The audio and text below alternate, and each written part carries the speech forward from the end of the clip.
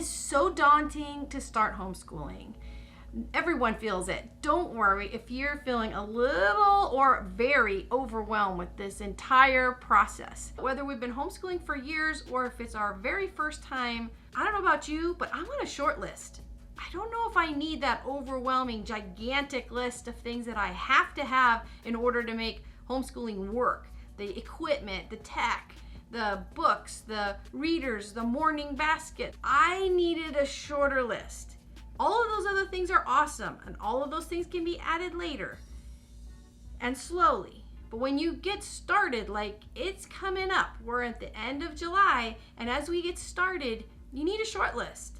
And for me, if there were only 2 things that I could pick up and use with my kids for homeschool, it would be these 2 things. And I really want to share them with you today because they've been a game changer for homeschooling for our family. Hi, I'm Lisa. I'm the Catholic Marathon Mom, and I am living a Catholic life. And I talk here on YouTube about marriage, motherhood, and homeschooling.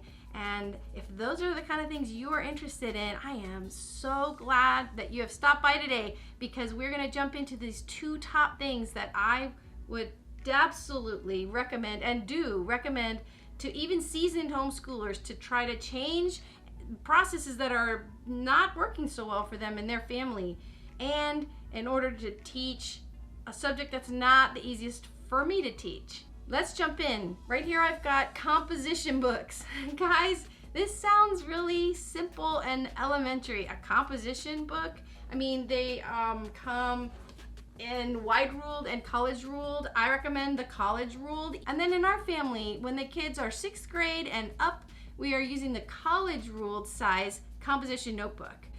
Okay, so I grew up taking notebooks to school, and they had the dividers in them with the tabs, and you would slide a little paper out and you'd write your subject on, you slide it in. Papers that you got from your teacher, you put a 3-hole punch through them, stuck them in your notebook, and carried that thing around with you, and you added to it during the year. Well, you know what used to happen to me? Those pages would tear out, and that's what happens here at homeschool as well. The pages tear out after all those weeks and months of use. I and my kids got really frustrated trying to find the world map that they've been working on since the beginning of the year and say they're supposed to keep adding to it. Well, where is it? The page tore. We don't know where it is. So several years ago, I started buying these composition books. Every subject gets a composition book. We label it with their name. We put a little label on the side. I'll show you my son's from this last year.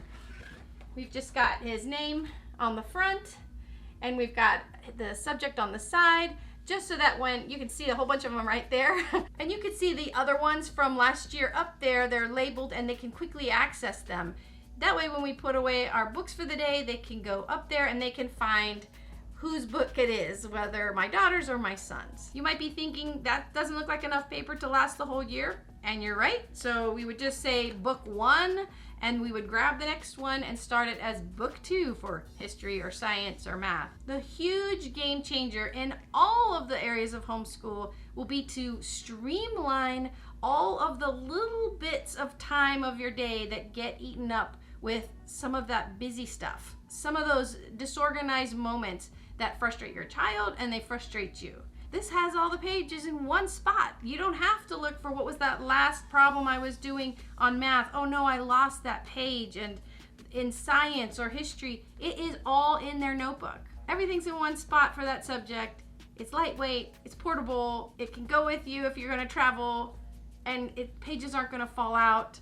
It has been a game changer. So my number 1 is composition books. So you can go and find composition books, online or anywhere else, but my favorite place to buy them is my grocery store. Right now they're selling them for 59 cents each. So I just pick up like 15 of them, bring them home in the box that they sell them in, and I'm ready for the year, and we don't run out. And like I said, you start with 1, and if you run out of pages in that next one, you just make that science book 2 for that year. And the kids feel organized too. Win-win. I was grocery shopping at Costco just this last weekend here at the end of July, and I was checking out their school supplies, and they had the composition books, and I thought, oh gosh, did I just make a mistake? I've just bought these over at the grocery store. But here's their price. There was 8 of them for $4.99, and that comes out to 63 cents. So I was really excited. I still got them cheaper at the grocery store. Now, I know I said I was going to talk about the top 2 things I would recommend starting out homeschool if there were only 2 things I could buy, but I'm going to give you a couple of extras. So I guess I'm cheating a little bit, but I just want you to know these like basic kind of like items that are just great. They had Expo markers. I'm not sure if it was the best deal because I don't buy them much anymore. They have Sharpies, which I do love. Again, this was their price. I'm not exactly sure if that's like the best deal right now. And this is my absolute favorite pencil sharpener. Guys, that might sound really weird that that's exciting, but if you can streamline your time, again, if you've got a good pencil sharpener that they can just reach over, sharpen their pencil, and back to work, not having to get up to go find the pencil sharpener, go over to the kitchen, sharpen the pencil over the trash can. Oh gosh, now it's a little bit of a mess. No problem. Clean it up, come back. Oh wait, where were we? That's not anything abnormal. That's just the normal flow. But if you could have a pencil sharpener that was awesome sitting on your table while you're working with your kids, that's the way to go. And then when it comes to teaching math, teaching textbooks, we've used a couple different curriculum. We've used Saxon math for many years, all the way up through advanced math in high school, and now we're using teaching textbooks, and hands down, this is my favorite curriculum and it's my kids' favorite curriculum. I reached out to them on Instagram and they said, absolutely, share your experience. And now they have even a 3.0 edition, which is all online, and my kids really love that even more. So I've been homeschooling for 13 years, so this is kind of like a retro version of what they offer, but they have all the different lectures and practice CDs. That's what we started with. And then they have the test solutions, again, on CD. Then the lecture and practices. They had the solution CDs, and it is no joke. I mean, even through the online version, every single practice problem of the lesson, and then test problem, all explained so that the kids really get to know. And in fact, there's some of the things I've forgotten. You know, we're up to Algebra 2 this year, and like last year in geometry, there were things that I had forgotten. I mean, it's been a minute since I was in high school. I'll just show you some of the pages in here because it kind of shows you the way that things are explained. They have the lessons, and then they have practice problems, and then they'll have the solutions. I'm just gonna go ahead and show you here online. Okay, so we'll just take a quick breeze through the teaching textbooks. They've got a big welcome mat here, lots to read and go through. They've got math from Math 3 all the way up through pre-calculus.